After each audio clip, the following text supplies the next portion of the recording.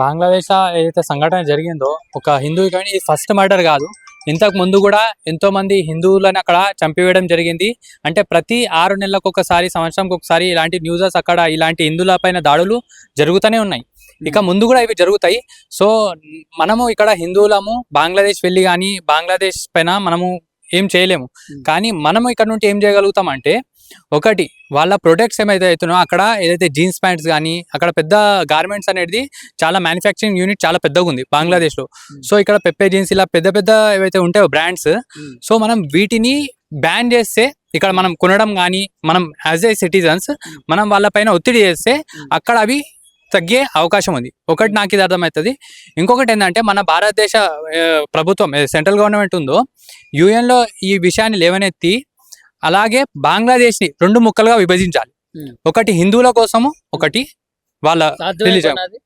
అంటే ఒకవేళ అది చేయకపోతే ఖచ్చితంగా ఈ యొక్క దాడులు నిరంతరంగా జరుగుతూనే ఉంటాయి. సాధ్యమైన పన సాధ్యం కాని పన అది తర్వాత పెడితే మనము మన డిమాండ్ అనేది ఇది ఉండాలి. ఓకే, ఇప్పుడు అక్కడ ప్రత్యేకంగా చూసుకున్నట్లయితే మేము మైనారిటీలో కాదు, మెజారిటీ వస్తే మాత్రం మీరు ఒక్క హిందూ కూడా బతకడు ఇక్కడ అన్నట్లు కూడా ఓపెన్ స్టేట్మెంట్లు అయితే కొంతమంది ఇటు అయితే ఒక చర్చనీయాంశంగా అయితే మారింది. దాని గురించి ఏం చెప్తారు? బంగ్లాదేశ్లో హిందువులు మైనారిటీసే. యాక్చువల్ గా మైనారిటీస్ అక్కడ ఆల్రెడీ, అంటే వాళ్ళు చెప్పే అవసరం లేదు, ఆల్రెడీ అక్కడ హిందువులు అక్కడనే కాదు దేశం మొత్తం మీద కూడా భారతదేశంలో కూడా ఖచ్చితంగా ఆ పరిస్థితి ఇక్కడ కూడా నెలకొంది. ఎందుకంటే అదే థాట్ ప్రాసెస్ ఏదైతే బంగ్లాదేశ్ లో మన మదర్సాలలో ఏదైతే నేర్పే జరుగుతుందో అదే మన భారతదేశంలో కూడా జరుగుతుంది. మీరు సోషల్ మీడియాలో అలాగే కొన్ని న్యూస్ ఛానల్లో కూడా చూస్తే వెస్ట్ బెంగాల్లో మదర్సాలో ఏం చదివిస్తారో అది క్లియర్ కట్ ఒక వీడియో ఉంది. మీరు హిందువుల పండుగలు ఏమైనా సెలబ్రేట్ చేసుకుంటే మీరు కాఫీలు అయిపోతారు, మీరు హిందువులతో దోస్తీ చేయొద్దు అని ఇక్కడ కూడా మదర్సాలల్లో కానీ మౌల్వీలు కానీ అదే నేర్పిస్తారు. ఇక్కడ వాళ్ళకి ఆ దేశానికి ఈ దేశానికి, అక్కడ ముస్లిమ్స్ కి ఇక్కడ ముస్లిమ్స్ కి ఎటువంటి డిఫరెన్షియేషన్ లేదు. పాకిస్తాన్, బంగ్లాదేశ్, భారతదేశం ఇక్కడ ఉన్న ముస్లిమ్స్ అందరూ ఒకటే, వాళ్ళ థాట్ ప్రాసెస్ ఒకటే, వేరు లేదు ఇక్కడ. ఓకే, ఇప్పుడు బంగ్లాదేశ్ లాంటి ఎటువంటి వాతావరణం మరి రానున్న రోజుల్లో భారతదేశంలో మరి వస్తే ఎట్లాంటి పరిస్థితులు ఉంటాయి, మరి అవి రాకుండా ఎటువంటి చర్యలు తీసుకోవాలి, ఎటువంటి కార్యాచరణ చేపట్టాలి? రాకుండా పరిస్థితి అంటే మన హిందువుల చేతిలోనే ఉంది. మనం ఏంటంటే ఇప్పుడు మనం హిందువులం ఒకటే ఆలోచిస్తున్నాము, మోదీకి యోగికి ఓటు వేసేస్తే మన పని అయిపోతుంది అని. అదే అలా కాకుండా మనం ఓటు అయితే చెయ్యాలి ఖచ్చితంగా.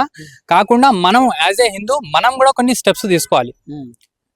ఎవరైతే ఇలాంటి బోధనలు చేస్తుర్రో వీళ్ళపైన మనం కంప్లైంట్ చేయడం కానీ, అలాగే మన హిందూ యువకులని గ్యాదర్ చేయడం, మన ధర్మాన్ని మన నెక్స్ట్ జనరేషన్ కి పాస్ చేయడము, మన హిందుత్వం ఇంపార్టెన్స్ ఏంది, వీళ్ళు ఏం చేస్తారు మనతోటి, ఇలాగ ఎన్నో విషయాలు ఉన్నాయి. లవ్ జిహాద్ అని, ల్యాండ్ జిహాద్ అని, అనేక రకాలమైన దాడులు. ఇప్పుడు మన పండ్ల మార్కెట్, ఇప్పుడు మొన్న నారాయణగూడలో కూడా ఒక ఇన్సిడెంట్ జరిగింది. వాడు కూరగాయలను అక్కడిక్కడ పెట్టి దాన్ని అమ్ముతుండ, అక్కడ వాడు ఒక్కనే చేసిన మిస్టేక్ కి అక్కడ లైన్ ఒక 10 బండ్లు అక్కడ నుండి తీసేసారు. అలా హిందువులు ఎందుకు కూడా ఎంతో వాళ్ళ కడుపు కొట్టినట్టు అయింది. సో ఇలాంటి ఎన్నో దాడులు ఉన్నాయి. వీటిని అన్నిటి పసిగట్టి ఇప్పుడే మనము అన్ని మతాలు ఒకటే, అన్ని ధర్మాలు ఒకటే అని ఒక దాంట్లో పడకుండా మనం ఖచ్చితంగా మనము అవేర్ అయ్యి వీళ్ళు ఏమేమి మన పైన ఏ విధంగా, అంటే మన హిందువులకే కొంతమందికి విషయం తెలియదు వీళ్ళు ఏ విధంగా దాడులు చేస్తారు, అంటే వీళ్ళ ఐడియా ఏంది, మన హిందువులే అవేర్ లేరు వీళ్ళు ఏం చేస్తారు ఏంది అని. మన పురుష లక్షణాలు లేకుండా, అంటే మన పిల్లలు పుట్టకుండా ఎంతో మంది డాక్టర్స్ చేస్తారు. అలాగే రీసెంట్ గా మనం చూస్తే హైదరాబాద్ నుంచే వాడు మన ఆయిల్ క్రియేట్ చేసిండు దేవాలయాల ప్రసాదంలో కలిపి హిందువులు అని చెప్పడానికి. సో ఇలాంటి ఎన్నో ఉన్నాయి.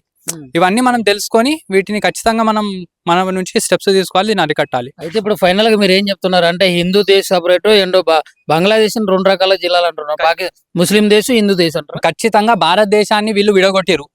ఒకటి ముస్లిమ్స్ కోసము, ఒకటి హిందువుల కోసం అయితే జరగలేదు. అది అసలు ఇది హిందువుల కోసం జరగాలి కానీ జరగలేదు. మహాత్మా గాంధీ అనేట ఆయనే ఇక్కడ వాళ్ళని కూడా పెట్టిండు. సో ఇప్పుడు అక్కడ హిందువులు సురక్షితంగా లేరు కాబట్టి మన సెంట్రల్ గవర్నమెంట్ కానీ అందరూ ఒక యుఎన్లో లేవనెత్తాలి. ఏంటంటే అక్కడ హిందువులు సురక్షితంగా లేరు, వాళ్ళ కోసం ఒక సపరేట్ ల్యాండ్ మీరు బంగ్లాదేశ్ లో డివైడ్ చేసి వాళ్ళ కోసం ఇవ్వాలి అని ఒక డిమాండ్ అనేది పెట్టాలి.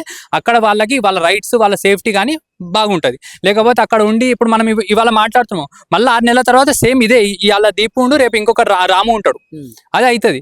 సో ఇది నిరంతరంగా కాకుండా ఒకటి ఆ విధంగా జరుగుతూనే దీనిపైన టోటల్ గా ఒక ఎండ్ అనేది వస్తుంది. ఇప్పుడు వరకు కూడా అక్కడ ప్రభుత్వం మరి తగిన చర్యలు తీసుకోకపోవడం మరి ఎట్లా చూడొచ్చు అంటారు? అక్కడ ప్రభుత్వంకి యాంటీ హిందూ ఐడియాలజీ ఉంది. వాడు దానిపైనే వాని ప్రభుత్వాన్ని నడిపిస్తుండు. వాళ్ళ ఐడియాలజీ అది. కేవలం బంగ్లాదేశ్, పాకిస్తాన్ లో కూడా అదే ఐడియాలజీ. ఈవెన్ భారతదేశంలో కూడా అలాంటి నేతలు ఉన్నారు. ఎవరు హిందువులని చంపి హిందువుల వెస్ట్ బెంగాల్ ఏం జరుగుతుంది? హిందువులను చంపి ఆమె మొత్తం ఆమె రాజకీయం నడిపిస్తుంది అక్కడ. ఇక్కడ మనకు వెస్ట్ బెంగాల్ వరకు పోయాల్సిన అవసరం లేదు, మన బంగ్లాదేశ్ వరకు పోయాల్సిన అవసరం లేదు. వెస్ట్ బెంగాల్లోనే మన హిందువులని చంపి అక్కడ రేప్ కూడా జరిగింది మన హిందూ అమ్మాయిలతోటి, అందరికి తెలిసిన విషయమే. సో అక్కడ వరకు పోయాల్సిన, ఇక్కడే అసొంటి పలు రాజకీయం ఉంది. సో అక్కడనైతే ఇంకా విపరీతంగా ఉంది. అక్కడ మదర్సల్లా కానీ అక్కడ ఇప్పుడు ప్రధానమంత్రి ఎవరైతే ఉన్నారో ఆయన క్లియర్ కట్ ఒక యాంటీ హిందూ పర్సన్ అని. మరి అక్కడ క్రిస్టియన్స్ కూడా చాలా మైనారిటీలు కదా, మరి క్రిస్టియన్ అందరిపైన వాళ్ళపైన కూడా అవుతుంది దాడి. వాళ్ళ జోలి కాదు, వాళ్ళ పైన అవుతుంది, సిక్కుల పైన అవుతుంది. ఇక్కడ మైనారిటీ ఈవెన్ ముస్లింలు కూడా అక్కడ షియా సున్నీ అనేది ఉంటుందో అక్కడ ఆ మైనారిటీస్ అంటే వాళ్ళలో కూడా చంపుకోవడం. అంటే వీళ్ళకి లాస్ట్ కి రక్తపాతం ఒకటే వీళ్ళకి తెలిసింది, వేరే తెలియదు. అంటే నేను నిమ్మలంగా ఉండా, ముంగటోని కూడా నిమ్మలంగా ఉండని, అసలు ఒక రాక్షస మానసిక తోటి వీళ్ళు నడుస్తారు. ఫైనల్ గా ఏం చెప్పదలుచుకున్నారు? అంతే, నేను అనేది ఏంటంటే మన హిందువులు అందరూ ఒకటి కావాలి. మన భారతదేశంలో అలాంటి పరిస్థితి రాకుండా మనము స్టెప్స్ తీసుకోవాలి. ఇంకొకటి, బంగ్లాదేశ్లో ఏదైతే జరుగుతుందో దానికోసము మనం ఖచ్చితంగా అక్కడ ఉంటే ఏదైతే ఇంపోర్ట్ భారతదేశానికి వస్తాయి కదా ఆ ప్రొడక్ట్స్ అన్ని మనం బైకాట్ చేయాలి. ఇంకొకటి, ఏదైతే నుపూర్ శర్మ ఇంతకుముందు ఒక స్టేట్మెంట్ ఇస్తే అరబ్ కంట్రీస్ కొన్ని కలిసి మీరు నుపూర్ శర్మ మీద చర్యలు తీసుకునే వరకు మేము ఇక్కడ మీ నుంచి ఏ సామాన్ తీసుకోమని భారతదేశం పైన ఒత్తిడి చేసారు. ఇది సేమ్ అదే విధంగా మనం కూడా వాళ్ళ పైన ఒత్తిడి చేయాలి. అది చేసే వరకు మనం కాదు, అంటే జస్ట్ ఇప్పుడు పోయి ఏదో మాట్లాడేదో చేసుడు కాదు, ఖచ్చితంగా వాళ్ళపైన ఒత్తిడి చేయాలి. ఎప్పటి వరకు అయితే మొత్తం ఇది స్టాప్ కాదు అప్పటి వరకు మనము, అంటే ఇది గవర్నమెంట్ ద్వారానే అవుతుంది. మనం చేసేది ఏంటంటే వాళ్ళ ప్రొడక్ట్స్ అనేది బైకాట్ చేయడం పూర్తిగా.